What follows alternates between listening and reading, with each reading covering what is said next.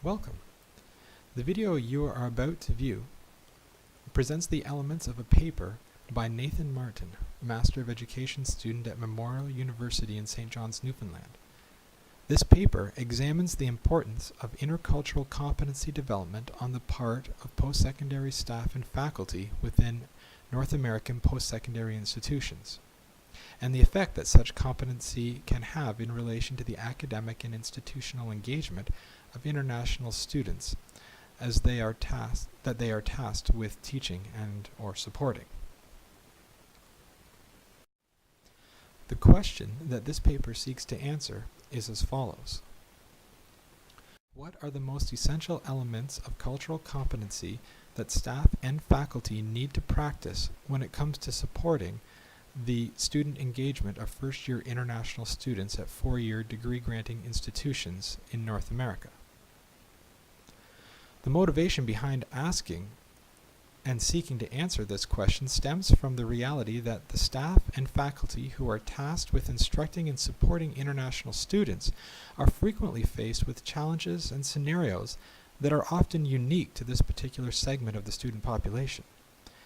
But as the number of international students on North American campuses continues to grow, these same challenges and scenarios become more and more common.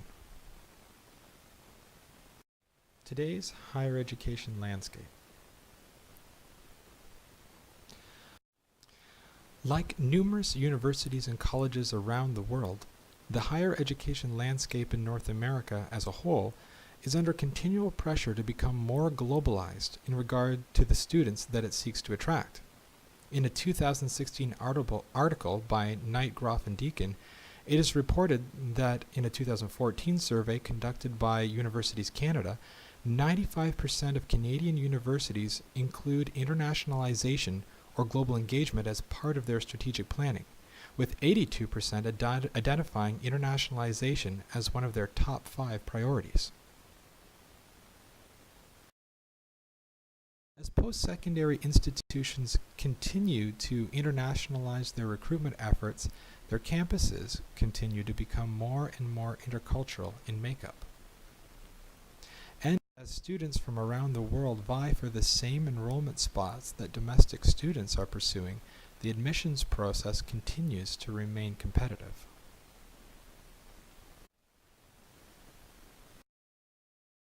The need for engaged international students.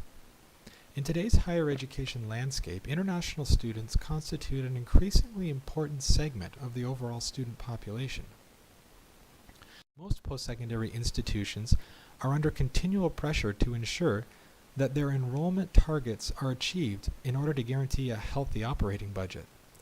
More and more North American institutions are looking to the international student market to help address this issue. And while the pressure for tertiary institutions to meet enrollment targets is ever present, the marketplace in general is seeing an increase in demand for skilled laborers and becoming ever more globalized. The 2015 research findings of Korobova and Starobin reveal that the value of these students bring to the U.S. institutions and communities is undeniable.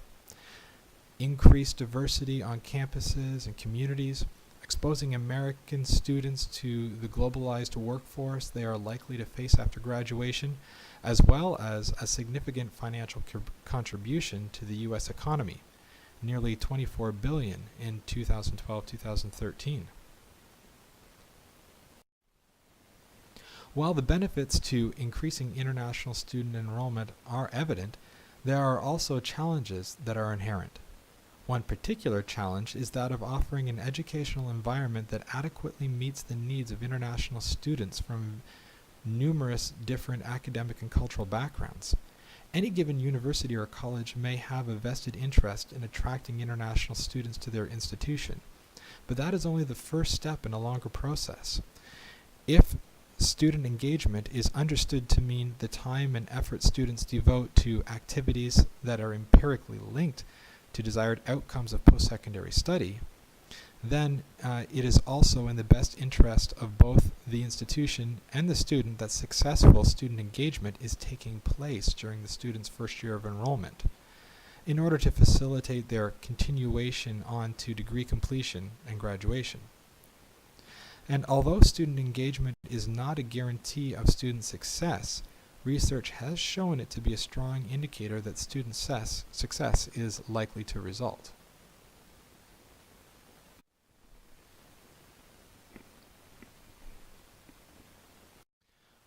So, how does the cultural competency of post-secondary staff and faculty come into play in regards to international student engagement?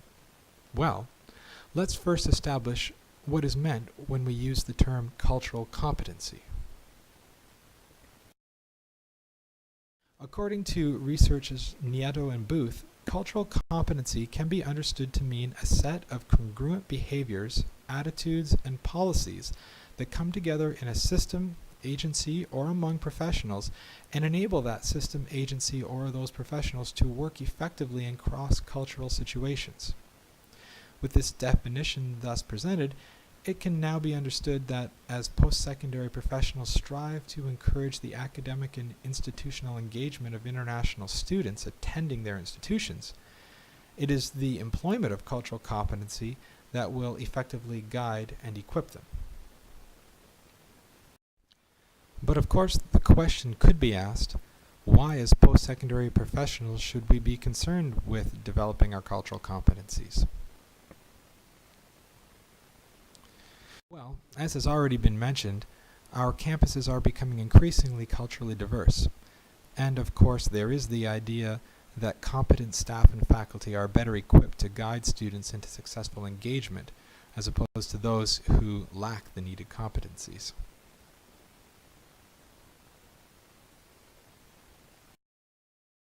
The role of the institution. When it comes to the role of the institution, research findings stress the need for post-secondary institutions to fully accept and actively address the reality that the educational experience of students can and will be influenced by the level of engagement and quality of effort put forward by their staff and faculty. The research findings of McFarland stress that it is essential for institutions to think more intentionally about how to build a campus community with strong cross-cultural student engagement and highly developed intercultural competence. Researchers Sherry, Thomas, and Shu recommend raising the profile of international students on campus, enhancing cross-cultural understanding, and providing greater opportunities for international students to become involved in the institution and the local community. What institutions are encouraged to keep in mind is that actions such as those just mentioned are essential as their staff and faculty strive to support the engagement of their international students. Current research stresses a dedication to self-awareness, reflection, and continual improvement as essential for educational professionals that wish to develop their cultural competency. In order to better facilitate staff and faculty in the pursuit of developing their cultural competencies, institutions are encouraged to offer targeted training and professional development opportunities.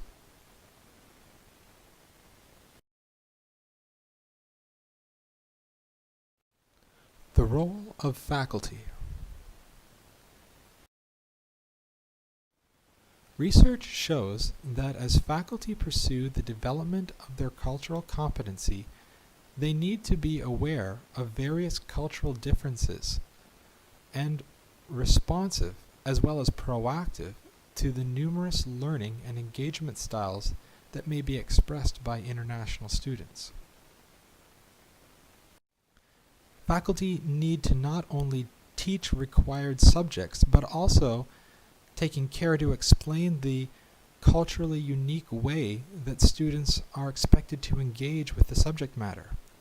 For example, if a professor desires their students to voluntarily engage them in a debate-style dialogue, they should first consider the possibility that there may be some international students in the class who would consider such classroom engagement to be disrespectful to their instructor. In order to encourage the desired in-class engagement, the professor needs to be willing to take extra care to explain what is expected, the desired outcome, and also explain the acceptableness of such engagement within the cultural context of their classroom. Research shows that international students are often genuinely interested in engaging the culture of their institution by deepening their understanding of the new cultural elements that surround them. The common need is simply that they are able to pursue such understanding at a pace that allows for lots of questions, adequate answer time, and presented in an environment that is supportive and not critical to their initial ignorance.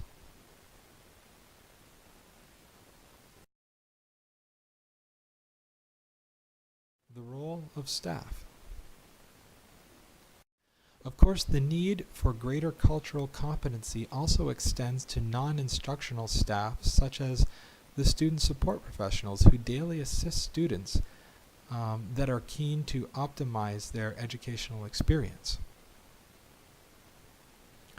Research has shown that student services such as academic supports and counseling services do positively impact international students if they are utilized. However, many international students may not be fully aware of what student services are available and who they are intended for. Staff cannot just assume that international students will figure it out as they go along. Just like faculty, staff need to be willing to take the time to clearly explain the services and resources that are available to international students. And in the process of clarifying and explaining available services, staff may also need to dispel certain myths. Case in point, research has shown that counseling services are often viewed by international students as being intended only for students who are in some way deficient or broken. The issues that need to be addressed here are firstly that counseling services are for all students, and secondly that students who may face mental or emotional challenges should be considered brave for seeking help and can still go on to be successful.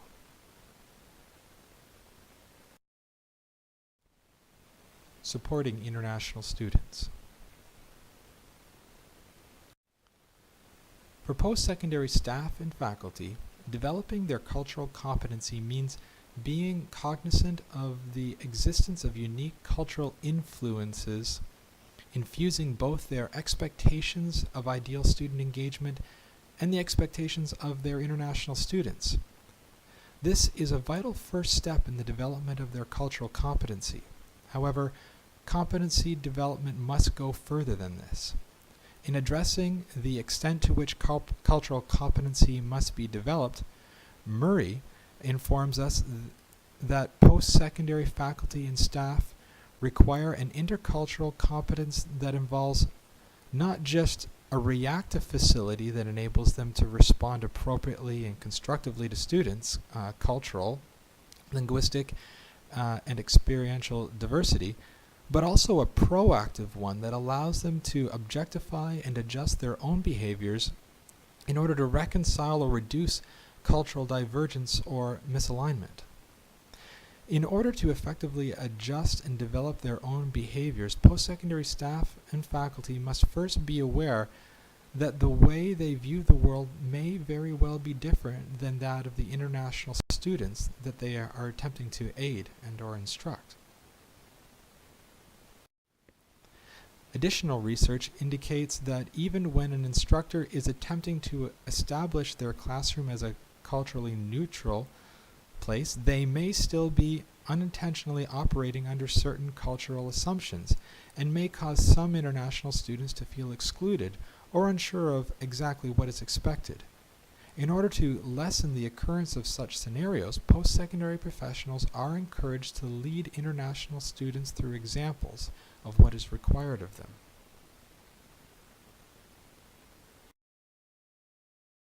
As has already been stated, The goal of post-secondary professionals should be to strive towards actively leading international students into a better understanding of how they can become more effectively engaged and ultimately successful during their first year of post-secondary study and onwards.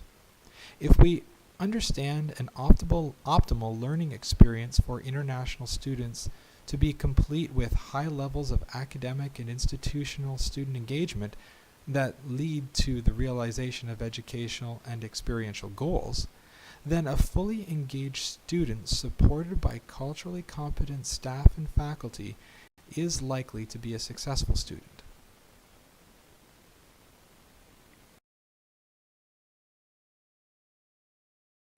Summary of findings. This presentation and the paper that it reflects have focused on the cultural competency of university staff and faculty and its importance in relation to their ability to effectively encourage student engagement among international students attending four-year degree-granting institutions in North America.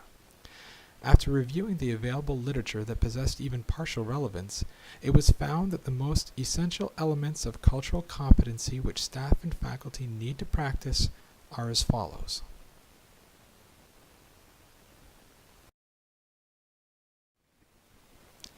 A.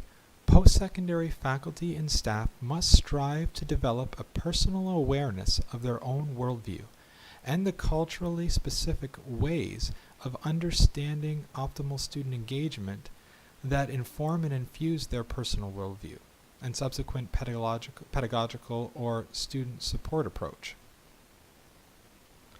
B.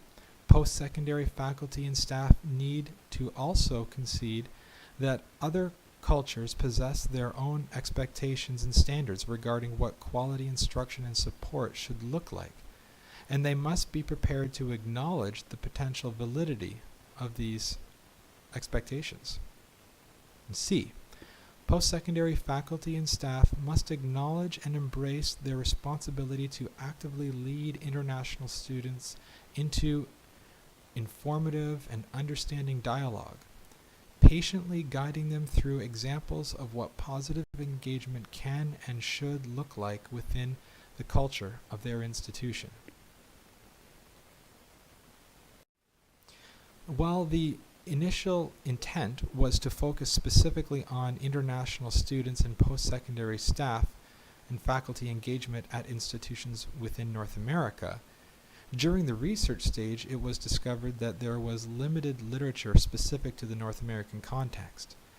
In order to complete a more comprehensive and thorough review of relevant literature that addresses the importance of cultural competency on the part of post-secondary staff and faculty who are tasked with encouraging the engagement of international students, research was conducted outside of the North American context and had to be thus consulted. As a result, the findings that have been presented, although applicable to North American post-secondary staff and faculty, are also just as applicable to post-secondary staff and faculty in other countries. Additionally, even with the scope of the literature review broadened to include research findings from around the world, there was still a limited supply of directly relevant literature, leaving plenty of room for further research to be conducted in this area of focus.